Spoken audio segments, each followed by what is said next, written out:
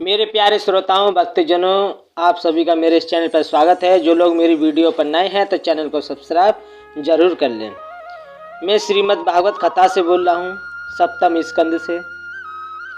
राजर्षि परीक्षित ने कहा कि गुरुवर मैं कोई तर्क नहीं कर रहा, क्योंकि आप कहते हैं कि शास्त्रों के प्रति कोई तर्क मत करो। मैं तो जिज्ञासावश एक प्रश्न कर रहा हूँ। राजा ने पूछा, अच्छा तो एक बात बताइए, परमात्मा की दृष्टि तो एक जैसी होनी चाहिए। बोले, देवता भी उनके पुत्र हैं, राक्षस भी उनके पुत्र हैं, दुष्ट भी उनका पुत्र है और भक्त भी उनका पुत्र है। लेकिन भगवान राक्षसों को मारते क्यों हैं, भक्तों को बचाते क्यों? यदि भगवान ऐसा करते हैं तो क्या ये इनका भेदभाव नहीं है? क्या ये भगवान की अच्छी दृष्टि है? क्या राक्षस उनके पुत्र नहीं हैं? जिन देवताओं के लिए भगवान राक्षसों का वध कर देते हैं, क्या वो सब देवता अच्छे ही होते हैं? ऐसा क्यों? आचार्य सुखदेव ने बहुत सुंदर उत्तर दिया। राजन, भगवान कभी किसी को मारते नहीं, गोविंद कभी किसी को बचाते भी नहीं।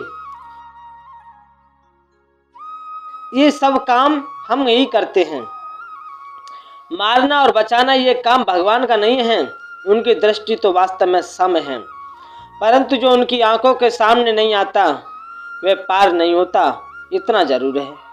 अपनी आंखों के सामने आने वाले को मेरे गोविंद बहने नहीं देते। इसीलिए हमारे संत कहते हैं, परमात्मा का चिंतन करो। सामने जाने का अर्थ है परमात्मा चिंतन। जिसने जितना ज़्यादा चिंतन किया उतना ही प्रभु के सामने चला जाएगा। चिंतन करने की पद्धति भिन्न हो सकती है, परमात्मा को याद करने की पद्धति भिन्न हो सकती है, तो मुक्ति का मार्ग भी भिन्न हो जाएगा। लेकिन याद जिसने परमात्मा को किया उसे मोक्ष जरूर मिलेगा। तो आचार्य सुखदेव जी कहते हैं, राजन मुझे एक बात याद आई। तुम्हारे बाबा युधिष्ठिर ने यज्ञ किया था, राजस्वी यज्ञ। उस यज्ञ में ये प्रश्न हुआ परीक्षित कि पहले पूजा किसकी की जाए। तुम्हारे छोटे बाबा सहदेव ने कहा, पहले पूजा अधिकारी तो कृष्ण है। उसी सभा में बैठा था शिशुपाल। तो शिशुपाल ने कहा, इस ग्वारिये की पूजा, जिसका पिता का पता नहीं, माँ का पता नहीं, बिरादरी का पता नहीं, ये ग्वारिया 4 दिन पहले गौ चराता था, द्वारका का राजा बन गया, तो इसकी पूजा प्रथम भगवान को गाली देने लगा। तो परीक्षित, तुम्हारे बाबा युधिष्ठिर और अर्जुन के सामने उनके प्राण वल्लभ कृष्ण को कोई गाली देवे, क्या पांडव इस बर्दाश्त कर सकते हैं? पांडवों के सर्वस्व तो गोविंद है। अर्जुन ने उठकर गांडीव हाथ में लिया और बोला, मैं इसके टुकड़े टुकड़े कर दूंगा। गोविंद ने कहा, नहीं, इसे कोई नहीं मार सकता। 101 गाली जब हो गई तब प्रभु के सुदर्शन चक्र ने उसके सिर को धड़ से अलग कर दिया। ये बात इतनी महत्वपूर्ण नहीं है कि भगवान ने शिशुपाल को मार दिया, लेकिन आश्चर्य तो तब हुआ परीक्षित जब शिशुपाल के शरीर से प्राणों की ज्योति निकली और वह प्राणों की ज्योति 7 बार आकाश में भ्रमण करके प्रभु के शरीर में विलीन हो गई। इसे हमारे शास्त्रों में सामुज्य मुक्ति कहते हैं। ध्यान दीजिए, सामुज्य मुक्ति ऊंची और कोई मुक्ति नहीं होती। सामुज्य मुक्ति का अर्थ है परमात्मा में विलीन हो जाना, और वह मुक्ति शिशुपाल को मिल गई। तुम्हारे बाबा युधिष्ठिर के आसन के बगल में बैठे थे संत नारद।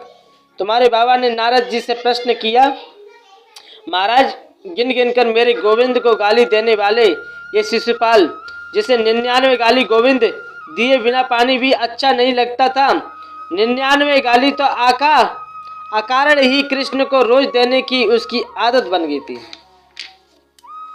आज ऐसे दुष्ट व्यक्ति को मुक्ति मिल गई, मेरे गोविंद के शरीर में समा गया।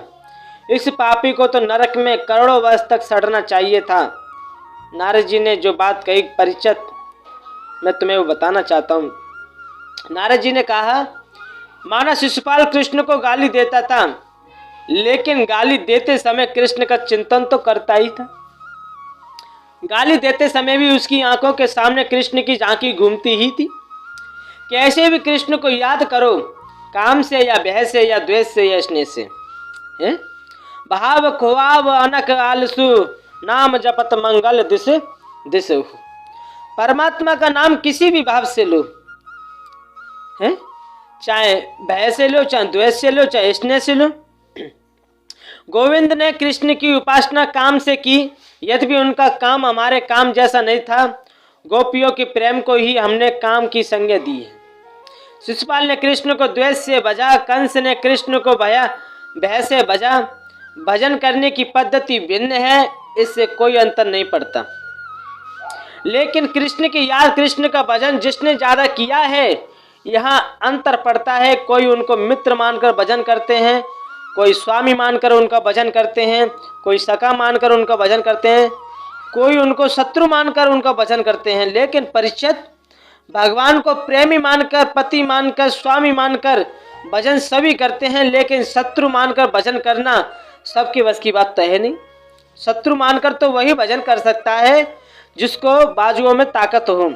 लेकिन मैं कहता हूँ भक्त लोग भगवान की याद जितनी करते हैं उससे कहीं ज़्यादा राक्षस लोग करते हैं।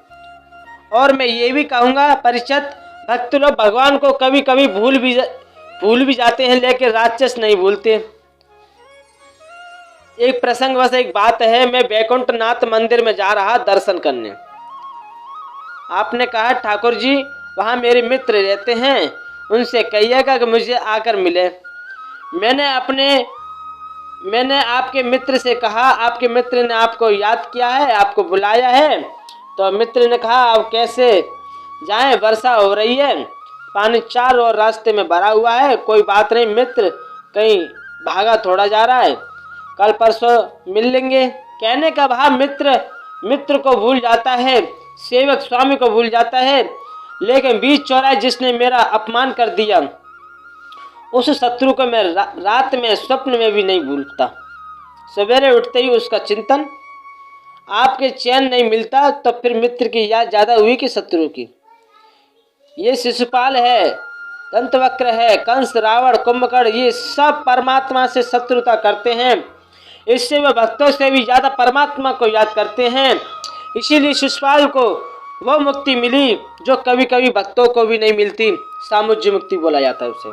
तो सुखदेव जी कहते हैं राजन, नारद जी ने तुम्हारे बाबा से कहा आप ये ना समझना कि शिशुपाल की श्री कृष्ण से शत्रुता इसी जन्म में है। एक नहीं, तीनों जन्मों की शत्रुता है उसकी श्री कृष्ण से। पहला ये हिरण्यकश्यप था, प्रहलाद को बहाना बनाकर इसने नारायण से द्वेष किया। दूसरी बार ये शिशुपाल रावण बना, माता जानकी जी के बहाने राघवेंद्र से बैर किया। और तीसरी बार इसने शिशुपाल बनकर मुक्ति पाली। युधिष्ठिर ने नारद जी से पूछा प्रहलाद को बहाना बनाकर नारायण से कैसे द्वेष किया है? परीक्षित बोले मैं भी ये प्रसंग सुनना चाहता हूँ। सुखदेव जी ने कहा राजन, कल मैंने कथा कही थी, हिरण्यकश्यप का छोटा भाई था हिरण्याक्ष। भगवान ने वराह का रूप धारण कर हिरण्याक्ष का वध किया। अपने भाई की मृत्यु हो जाने से हिरण्यकश्यप के मन में बड़ी भारी विद्वेष पैदा हो गई। अपने भाई की मृत्यु का बदला लेकर मानूंगा, नारायण मुझे कहीं मिल तो जाए। हिरण्यकश्यप की पत्नी का नाम था कयादु, और कयादु के 3 पुत्र हैं, चौथा पुत्र अभी हुआ नहीं। हिरण्यकश्यप तपस्या करने के लिए चला गया। पत्नी से कहकर गया था कि वर्षों में लौटूंगा।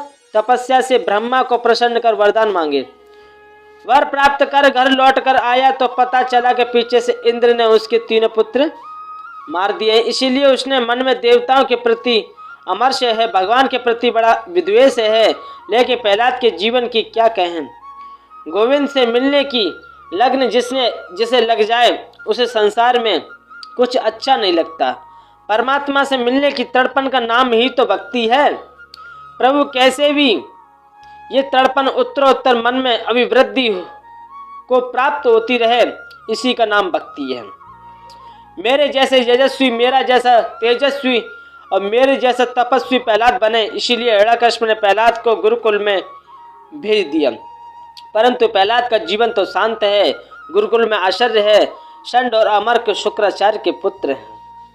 तो मेरे प्यारे श्रोताओं, भक्तजनों, मैंने आप लोगों को इस वीडियो में बता दिया है कि भगवान ना तो शत्रु को मारते हैं और ना तो देवताओं को बचाते हैं। ये तो उन्हीं के कर्म हैं जो उन्हें बचाते हैं और उन्हें मारते हैं। परमात्मा किसी के प्रति द्वेष भाव नहीं रखते। परमात्मा तो समता का भाव रखते हैं। क्योंकि वो भी उनके पुत्र हैं, राक्षस भी उनके पुत्र हैं, देवता भी उनके पुत्र हैं। लेकिन जो परमात्मा की शरण में जाता है किसी भी भाव से, चाहे द्वेष से चाहे स्नेह से, तो परमात्मा उसको दोनों प्रकार से कल्याण ही करते हैं। जो भक्त परमात्मा का चिंतन करके, परमात्मा का स्नेह से, प्रेम से, भक्ति से जो सामुज्य मुक्ति पाता है, वही राक्षस परमात्मा का द्वेष भाव से चिंतन करता हुआ वही मुक्ति, सामुज्य मुक्ति पा लेता है। तो पर मुझे आप ये बताइए, देवताओं में और राक्षस में भेद प्रभु ने रहने क्या दिया? प्रभु ईश्वर ने, परमात्मा ने राक्षसों में और देवताओं में कोई भेद रहने नहीं दिया। उनके लिए तो दोनों ही समान हैं। लेकिन ये सब बीज का ही प्रभाव है। जो अच्छा करेगा तो वो अच्छा पाएगा, जो बुरा करेगा तो वो बुरा पाएगा। तो मेरे प्यारे श्रोताओं, मैंने अगर कुछ गलत कहा हो तो कमेंट बॉक्स में बताएं। जय श्री राम, जय श्री कृष्ण।